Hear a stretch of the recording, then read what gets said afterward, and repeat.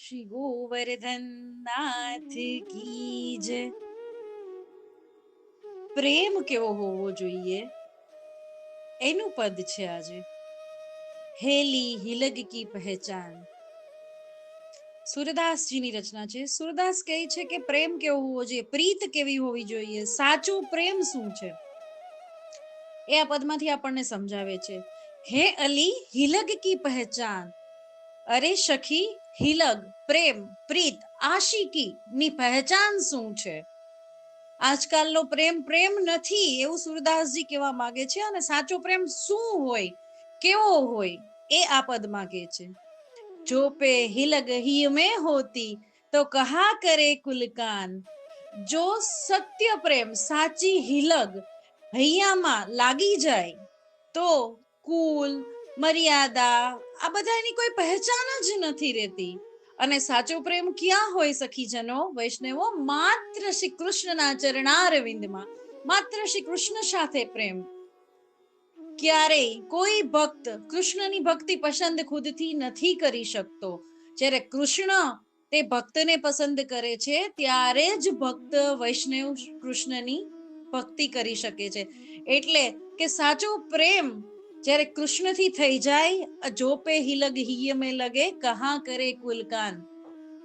તો કોઈ લૌકિક કામો, લૌકિક સંબંધો, મર્યાદાઓ, કૂળ આ બધું કોઈ કામનું રહેતું નથી. ઉદાહરણથી સમજાવે છે. હિલગ કરી જ્યો પતંગ દીપક સો તન સોપ્યો હે આન. આ હા હા હા, શું બતાવે છે? હિલગ કરી, આશિકી કરી. કોણે? જ્યો પતંગ, પતંગિયાએ. કોની સાથે? દીપક શો, જલતી લો સાથે, દીવા સાથે, દીપક સાથે. તન સોપ્યો હે આન. આન એટલે આવીને એમાં હોમાઈ જાય છે, તન સોંપી દે છે.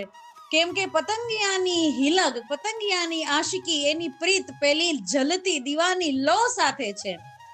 એ પોતાને હોમી દેશે, એમાં મરી ફીટશે, પણ એનો પ્રેમ ક્યારેય તૂટશે નહીં. તન સોંપ્યો હે, તન સોંપી દે છે, આન ખુદ આવીને.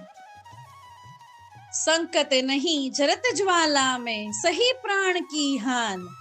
સંકત નહીં, એને કોઈ શંકા નથી પોતાના પ્રેમ ઉપર. અતૂટ પ્રેમ છે જેવો કૃષ્ણ સાથે ગોપીજનોનો છે, જેવો શ્રીજી બાવા સાથે વૈષ્ણવજનોનો હોવો જોઈએ. સંકત નહીં જરત જ્વાલા में, જ્વાલામાં જરી જાય છે, મરી ફીટે છે, હોમી દે છે. સહી પ્રાણ કી હાન, પ્રાણની હાનિ સહીને પણ એ પોતાનો પ્રેમ નિભાવી જાય છે. હિલગ કરી જો ચકોરે ચાંદ સો પાવક ચુગત જુ જાન. હિલગ પ્રેમ કર્યો કોણે? ચકોર નામના પક્ષીએ, ચંદ્ર શો. બીજું ઉદાહરણ આપે છે સુરદાસજી કે જેવી રીતે ચકોર ચંદ્રના પ્રેમમાં છે, અતૂટ પ્રીતિમાં છે, જેવો પ્રેમ ચકોર ચંદ્રને કરે છે. પાવક એટલે આગ, આગના ધગધગતા અંગારાને પાવક કહેવાય. પાવક ચુગત જુ, ચુગે છે, ચણે છે, જાન જાણીને પણ. ચંદ્રના પ્રેમમાં ચકોર પક્ષી અતિ દર્દ વાળા પાવકને પણ જાણી જોઈને ચુગે છે. ऐसे ही कुरंग नाद मृदु मोहे हने पारधीवान. વાહ! ऐसे ही, એમ જ. કેવી હિલગ કરવાની છે પ્રભુથી? ऐसे ही, જેવી કુરંગ એટલે કે હરણ, નાદ, સુંદર નાદ કોઈ દિશામાંથી આવતો હોય તો હરણ એટલું બધું બાવરું બની જાય, એ નાદ પ્રત્યે એને પ્રેમ બતાવ્યો છે. મોહે, મોહાઈ જાય. હને પારધીવાન, અને એટલું મોહાઈ જાય છે કે પારધી આવીને એને બાણથી વિંધી નાખે છે, હણી નાખે છે. પણ હરણ પોતાની પ્રીત પેલા મૃદુ અવાજ પ્રત્યે મૂકતું નથી, ડરતું નથી, ભાગતું નથી, છોડતું નથી. આવી જ રીતે લૌકિકમાં ઘણા પારધીઓ આવે, હણી નાખે, પરંતુ આશરો તો એક વલ્લભનો, આશરો તો એક શ્રીજી બાવાનો, આશરો તો મારા કૃષ્ણનો નથી છોડવાનો. આશ્રય મારા રાધારાણીના ચરણ શરણનો નથી છોડવાનો. મારતો પણ તું ને તારતો પણ તું, બધામાં આપણો ઉદ્ધાર જ હશે. આવું સુરદાસજી ઉદાહરણ દ્વારા સમજાવવા માંગે છે. કેને હિલગ ના કહેવાય? છેલ્લી કડીમાં સુરદાસજી સમજાવે છે કે કેને હિલગ ના કહેવાય. હિલગ નહીં સો વધે સવે, સવે એટલે સવારે, વંધે એટલે બંધાયેલું. ત્યજમ ધૂપ કમલ હિત જાન, કમલમાંથી ત્યજ મધૂપ, ભમરો ઉડી જાય છે. જેવી રીતે સવાર થતા જ ભમરો ઉડી જાય છે, કે જેવી રીતે કમલનો રસ ચૂપી અને મધુપ ઉડી જાય છે, એ સાચો પ્રેમ નથી કે જે અમુક ક્ષણો માટે રસ ચૂબી અને નીકળી જાય. એસી હિલગ લાલ ગિરિધરશો, આવી પ્રેમ, આવો પ્રીતિ, આવા જેટલા ઉદાહરણ બતાવ્યા છે ને વૈષ્ણવજનો, એના કરતા કરોડો ગણી પ્રીત શ્રી કૃષ્ણ સાથે કરવાની છે. અને એવી જ પ્રીત કૃષ્ણ આપણને કરે છે.